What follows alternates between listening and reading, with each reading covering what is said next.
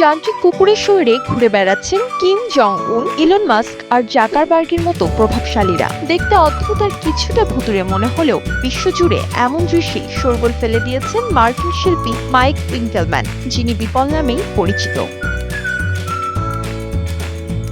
গত 29 এপ্রিল জার্মানির বার্লিনে নয়ে ন্যাশনাল গ্যালারিতে আয়োজন করা হয় এই প্রদর্শনী, যেখানে অংশ নেয় 10টি রোবট কুকুর। এই শিল্পকর্মের নাম দেয়া হয়েছে রেগুলার অ্যানিমালস। বিপলের তৈরি এই রোবট কুকুরগুলো কেবল খেলনা নয়, বরং উঠে এসেছে বর্তমান সময়ের এক কঠিন বাস্তবতায়।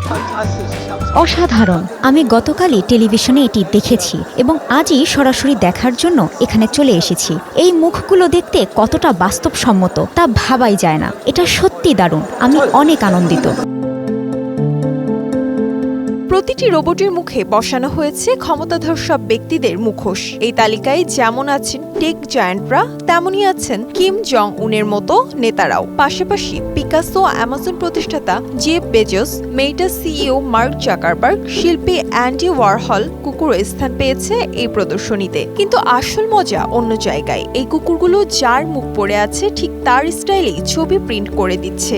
যেমন পিকাসোর মুখ লাগানো রোবটটি আপনার ছবি তুললেই সেটি হবে একটি মাস্টারপিস পেইন্টিং এর মতো। আবার মাস্ক বা জাকারবার্গের রোবটগুলো ছবি তুললে তাতে ফুটে উঠছে আধুনিক টেক জগৎ।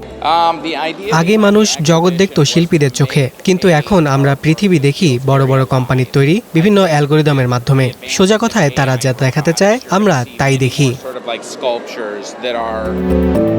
প্রদর্শনীতে আসা দর্শকরা যেমন অবাক হয়েছেন, তেমনই চিন্তিত তাদের ব্যক্তিগত সুরক্ষা নিয়ে। রোবটগুলো যেভাবে নজরদারি করছে তাতে প্রশ্ন উঠেছে, আমাদের গোপনীয়তা কি তবে হুমকির মুখে?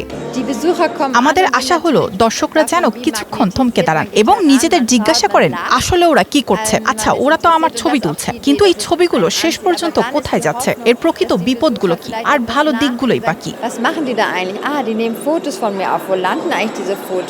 আজ যে আমাদের কাছে আজব মনে হচ্ছে, এআই বা কৃত্রিম বুদ্ধিমত্তার এই যুগে ভবিষ্যতে এগুলো হয়তো আমাদের জীবনের সাধারণ অংশ হয়ে দাঁড়াবে। আর সেই ভবিষ্যতের সংকেতই দিচ্ছে বার্লিনের এই যান্ত্রিক কুকুরগুলো।